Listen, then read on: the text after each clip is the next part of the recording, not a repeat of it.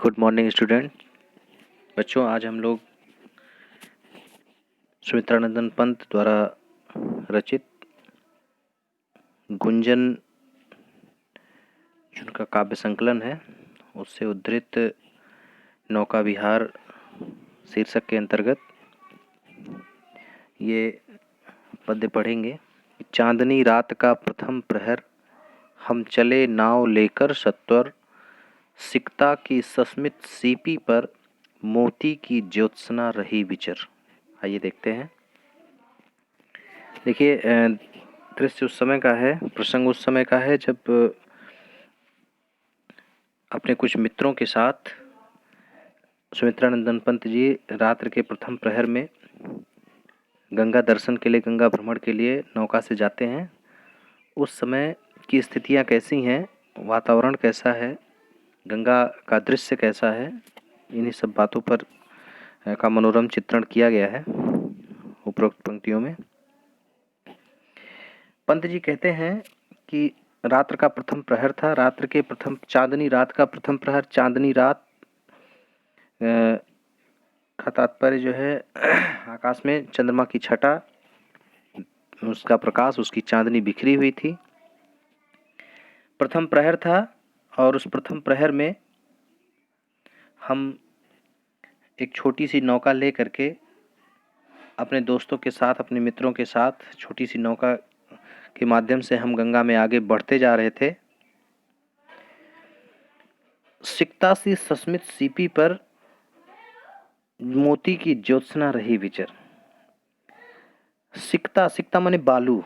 Sasmit CP पर, खुले हुए मुख वाली सीपी में मोती की ज्योत्सना रही विचर। उस पर जो मोती के समान, ज्योत्सना माने चांदनी, चंद्रमा की चांदनी जो उस पर पड़ रही थी वो ऐसा प्रतीत हो रहा था मानो जैसे जो मोती हो। विचर मतलब विचरण कर रही हो। आइए देखते हैं इसका सार क्या होगा। तो ऐसा लग रहा था मानो जो है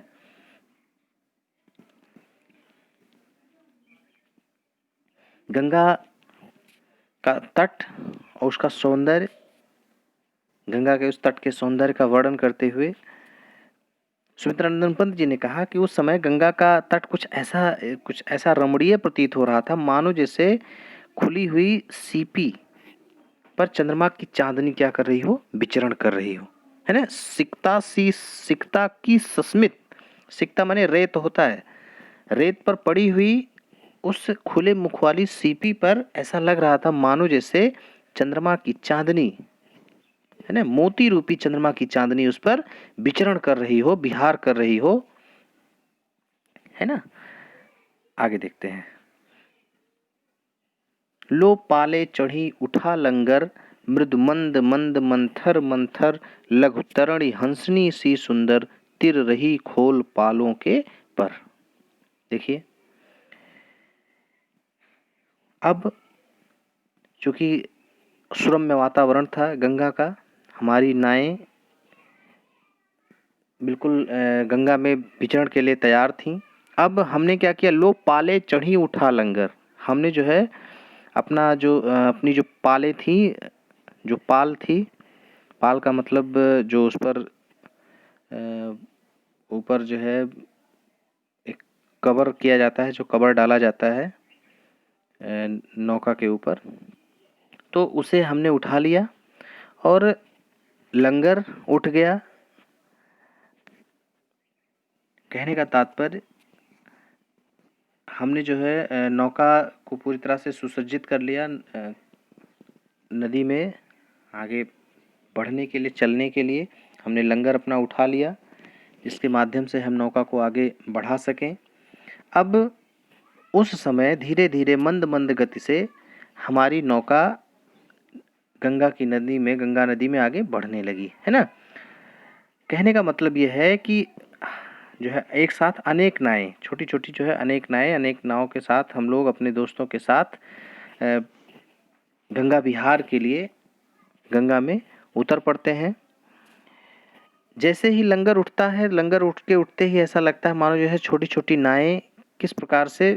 गंगा नदी में कैसी प्रतीत हो रही है, मानो जैसे जो है लघु तरणी हंसनी सी सुंदर, तिर रही खोल पालों के पर,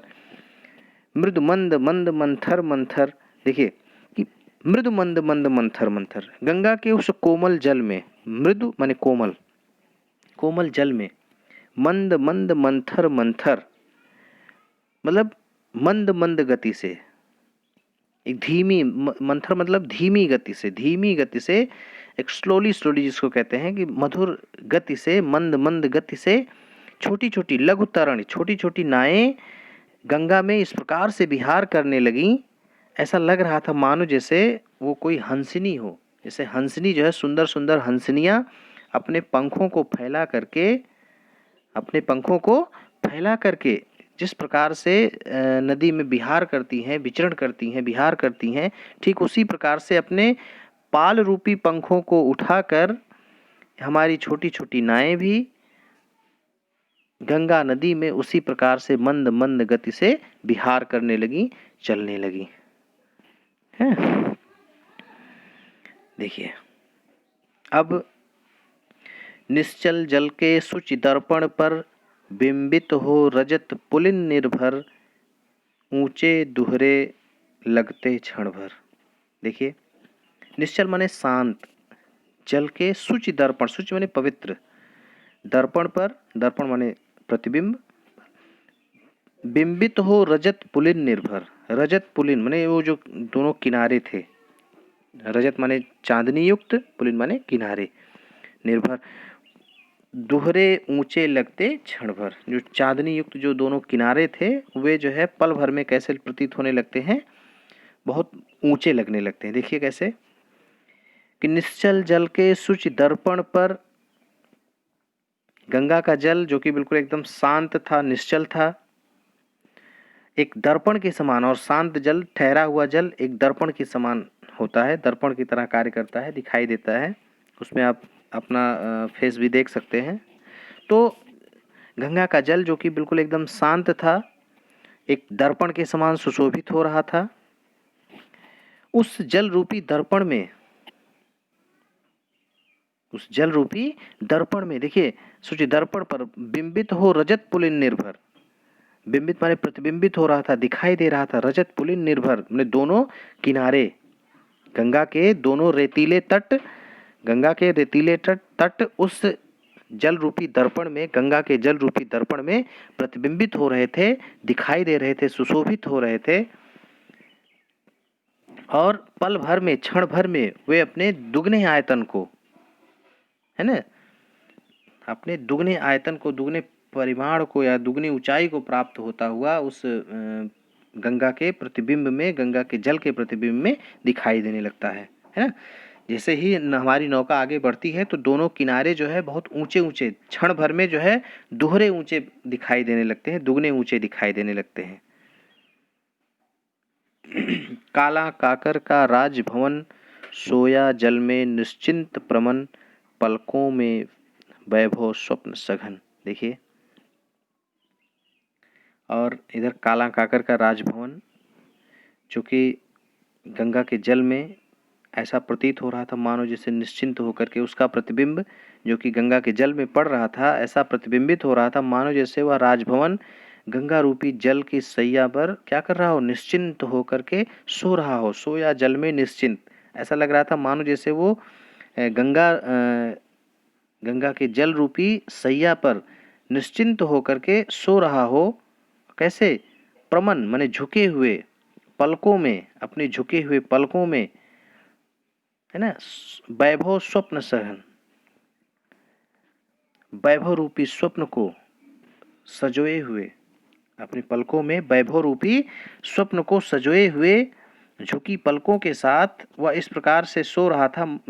वह जो है सो रहा था। कुछ ऐसा ही दृश्य उस समय काला काकर के राजभवन का प्रतिबिंबित हो रहा था, दिखाई दे रहा था, है ना। काला काकर का राजभवन, सोया जल में निश्चिंत प्रमन पलकों में वैभव स्वप्न सघन। सुमित्रानंदन पंत जी कहते हैं कि काला काकर का वह राजभवन, उस राजभवन का प्रतिबिंब जो कि गंगा के जल में ऐसा प्रतीत हो रहा था मानो जैसे वो गंगा के जल रूपी सैया पर निश्चिंत होकर के सो रहा हो, और उसके झुके हुए पलकों में वैभव स्वप्न सघन, कैसे वैभव रूपी ऐश्वर्य रूपी, वैभव रूपी स्वप्न उसके झुके हुए पलकों में तैर रहे हों, या सोते हुए उसे जो है उसके वैभव रूपी स्वप्न उसके मन में तैर रहे हों, दिखाई दे रहे हों। कुछ ऐसा ही दृश्य उस समय गंगा के जल में प्रतीत हो रहा है उस काला काकर के राजभवन का। ठीक है।